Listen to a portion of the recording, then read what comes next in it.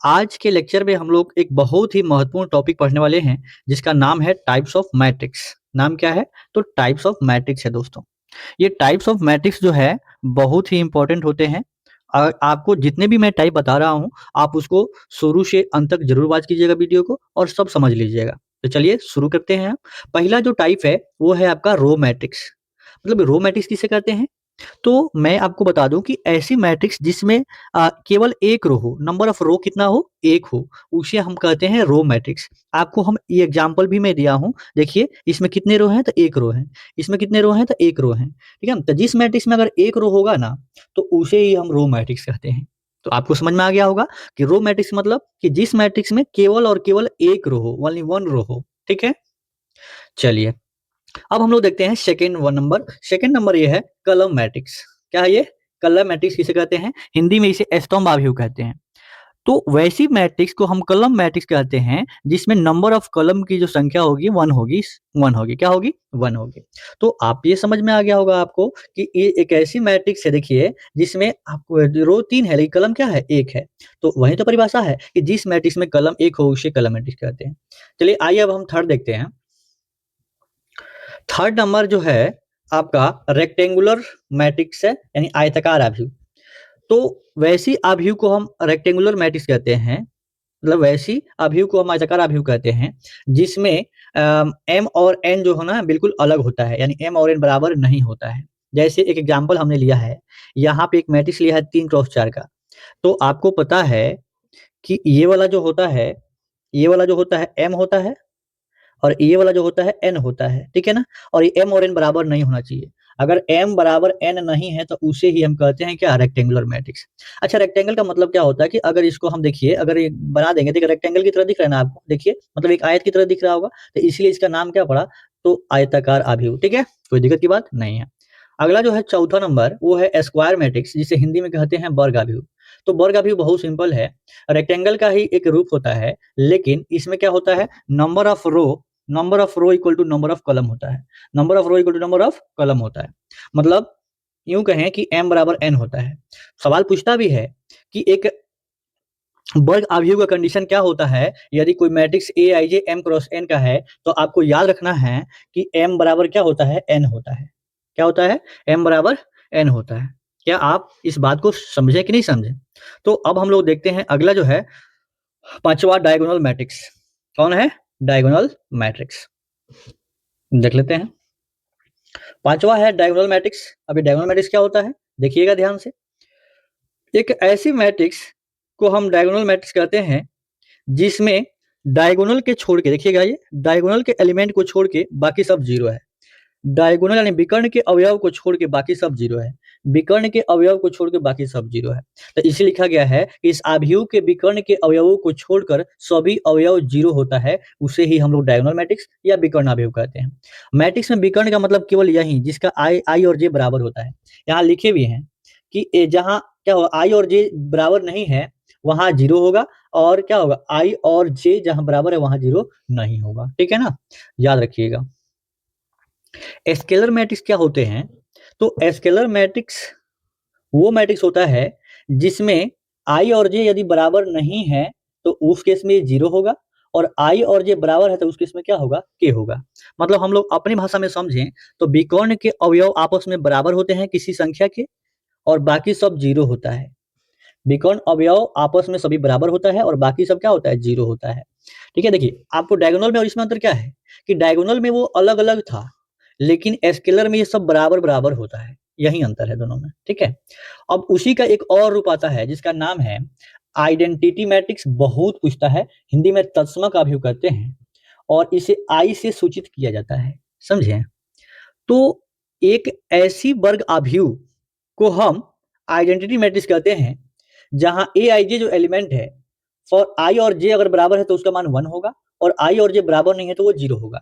मतलब यूं कहें अपनी भाषा में कि डायगोनल एलिमेंट को क्या होना चाहिए? वन, और बाकी सब जीरो। डायगोनल एलिमेंट वन होना चाहिए, बाकी सब जीरो होना चाहिए। तो पूछता है सवाल कि 2x2 का आइडेंटिटी मैट्रिक्स बनाइए, 3x3 का आइडेंटिटी बताइए, 1x1 का बताइए। तो आप नहीं बता दोगे? बता दोगे ना? तो यही पूछता है। ठीक है, अब देखिए हाँ, एक और आपका होमवर्क है कि 4x4 के आइडेंटिटी मैट्रिक्स क्या आप लिख सकते हैं? यस और नो कमेंट में ज़रूर लिखिएगा। 8वां नंबर जो है जीरो मैट्रिक्स कह रहा है कि जीरो मैट्रिक्स क्या होता है? तो वैसी मैट्रिक्स जिसके सभी अवयव क्या हो? शून्य हो। इसे हम लोग ओ से सूचित करते हैं, मतलब जीरो से सूचित करते हैं। देखिए, जिस मैट्रिक्स में सभी एलिमेंट जीरो हो, वो जीरो मैट्रिक्स होता है। ये किसी भी ऑर्डर का हो सकता है। स्क्वायर, रेक्टेंगुलर आपको सिमेट्रिक कुछ भी हो सकता है ये जीरो मैट्रिक्स, ठीक है? अब देखिए सिमेट्रिक मैट्रिक्स अब देखते हैं। सिमेट्रिक मैट्रिक्स भी अपने आप में एक बहुत ही बेहतरीन कॉन्सेप्ट होता है और जब हम ट्रांसपोज़ पढ़ाएँगे ना, तो ट्रांसपोज़ को प्रॉपर्टी और उस वहाँ पे भी हम ये सिमेट्रिक और स्क्यू सिमेट्रिक का डिस्कशन करेंगे। लेकिन अभी जो है टाइप्स ऑफ मैट्रिक्स पढ़ाई कर रहे हैं, तो बस अब मैं पूछूँगा अगर आपसे, चाहे आपको याद करना होगा कि सिमेट्रिक मैट्रिक्स होता क्या है? तो याद कर लीजिएगा कि अगर ए के ट्रांसपोज़ करने पर वापस वही मैट्रिक्स आ जाए, तो उसे ही हम कहते हैं क्या? Symmetric matrix. या एआईजे बराबर क्या होता है? एजेआई।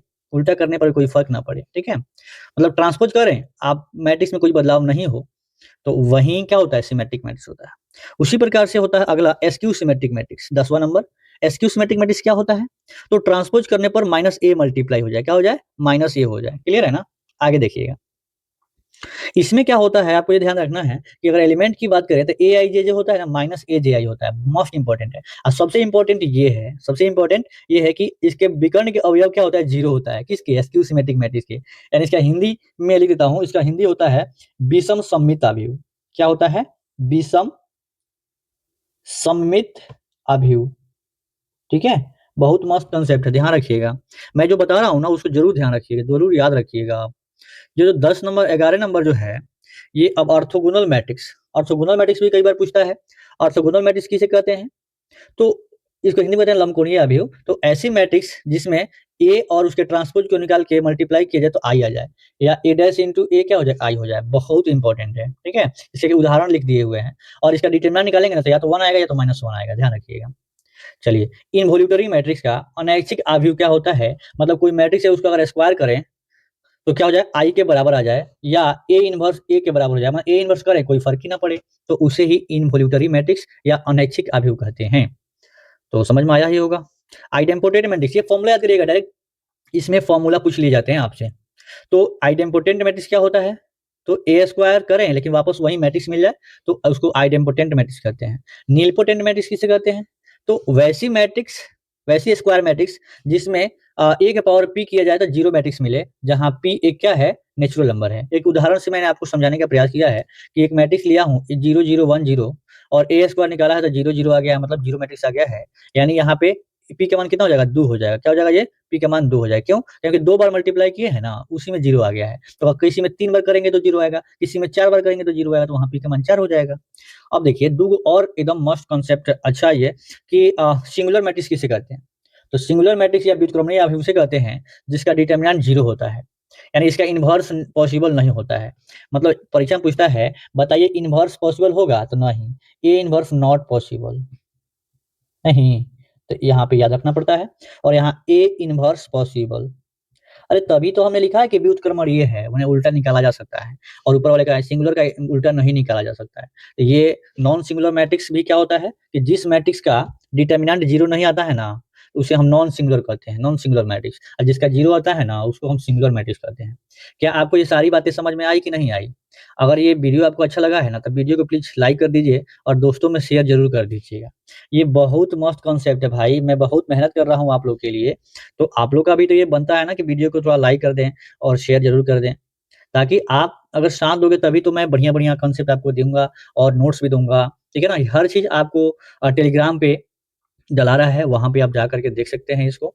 आपको डेली एक टॉपिक मिलेगा, मैथ्स खत्म हो जाएगा तो आईटीएफ का मिलेगा, फिर आपको कैलकुलस का मिलेगा। मतलब हम सोचे हैं ना इस बार कि आप लोग का अच्छा से अच्छा मार्क्स आए और जितना हमसे मेहनत हो सकता है मैं करूँगा और हमसे ज़्यादा आप लोग करो तभी फ़ायदा होगा, नहीं तो नहीं होगा, समझे? तो आज के लेक्चर में हम लोग यहीं कंप्लीट करते हैं और ये types of matrix note down कर लेना है अपनी कॉपी में और याद ज़रूर कर लीजिएगा भाई, ठीक है? ना तो बार-बार मान लो हम समझाएँ और आप लोग इसको नोट डाउन ना करो तो क्या फ़ायदा? तो नोट डाउन ज़रूर करिएगा। फिर मिलते हैं नेक्स्ट वीडियो में, तैयार रहिएगा अगले कॉन्सेप्ट के लिए।